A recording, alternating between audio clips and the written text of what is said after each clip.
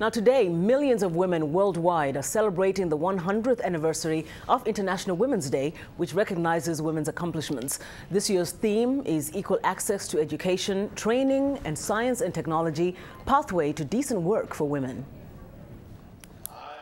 With an elected female head of state in Liberia, hundreds of women policymakers, doctors, business leaders and countless other professions, there's consensus that women in Africa have come a long way.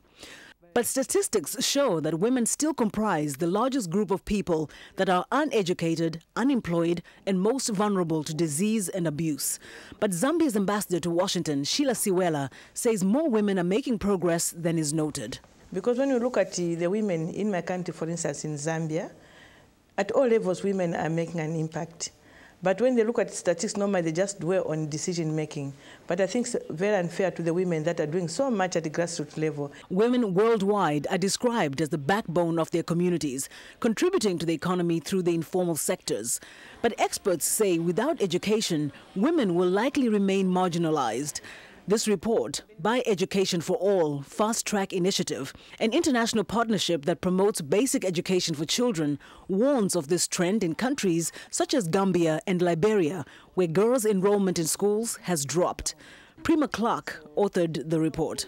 I think the whole connection with the International Women's Day is especially for those countries to not forget their attention given to the learning and the experience of schooling for girls in these countries, and to not move their attention to women in the workforce, but to provide equal attention, both in terms of resources as well as administrative attention to primary and secondary education of girls. Clark says she's encouraged by Rwanda, Kenya, Ethiopia, Ghana and other countries that have shown the political will to educate girls by supporting programs and providing resources.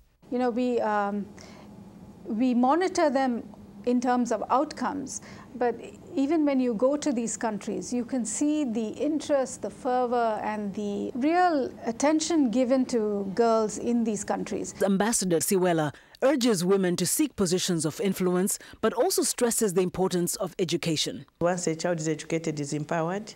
Once you're empowered, you have got choices. So let's get as many women, as many girls into education, even adults, those that think that they missed an opportunity to go to school. Support for girls' education is growing among men.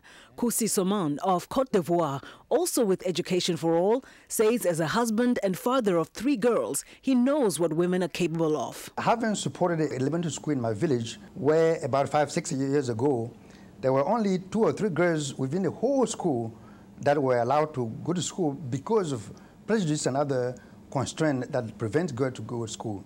And with the support we have provided, today they're almost 50-50 boys and girls doing actually at times better than boys.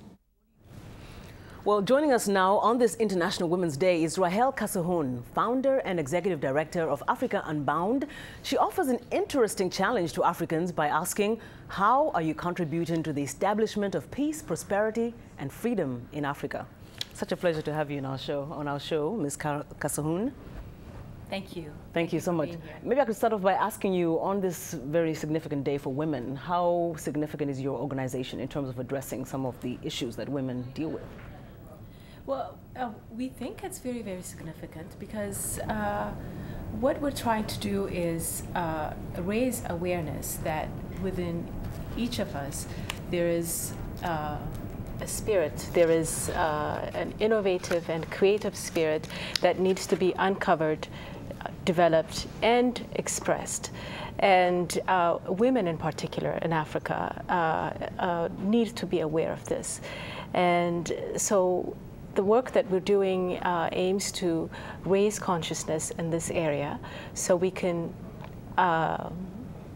try to deal with some of our issues from a very introspective, in a very introspective way, and then try to address the challenges and the constraints that we have in order to move. There are many challenges and constraints. We just heard among them education, women, just lack of access to some of the channels that can really empower them. Now, you used to be a consultant with the World Bank, but you say that the World Bank and other such institutions, governments alone, are only part of the solution to helping develop Africa, but mostly it has to do with individual responsibility.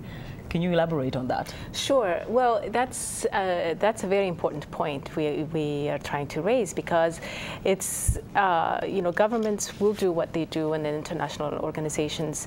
So far what we have been doing is waiting on the sidelines, looking at what others are doing, governments and international institutions, what they're not doing.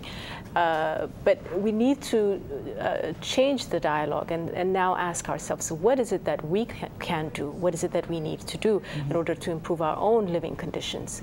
And how do we come together to share our resources and exchange ideas and find innovative solutions to our age-old problems? Well, tell us about that, because you travel extensively to Africa. You just mentioned to me earlier how you've traveled to Ethiopia, Kenya, Rwanda.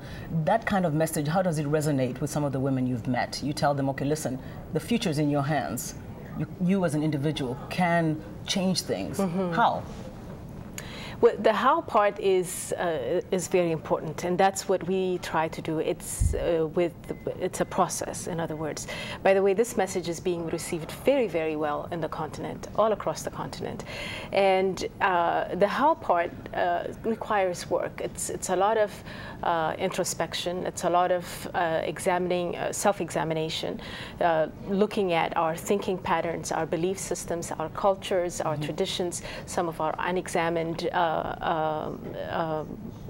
beliefs and cultural ways. All of these need to be re-examined, reassessed. Some we need to build on, some we need to discard. But that's what we aim to do through various types of media we have. And of course, that media includes, you have an online magazine by the same title, Africa Unbound, as well as this print version, which is the first. Congratulations. Thank you. Thank you. And I guess you are hoping to really be traveling more, meeting more with influential organizations on the continent. Yes, we are partnering with all the major institutions on the continent to get this message out and to get the work to implement the program, actually. We are planning, there is the magazine, as you mentioned, there's an electronic version, and we've now launched the print edition. And I have to stop you on that. Time has run out. Thank you so much. Thank It's you. Rahel Kassahun, excuse me, and she's the founder and executive director of Africa Unbound.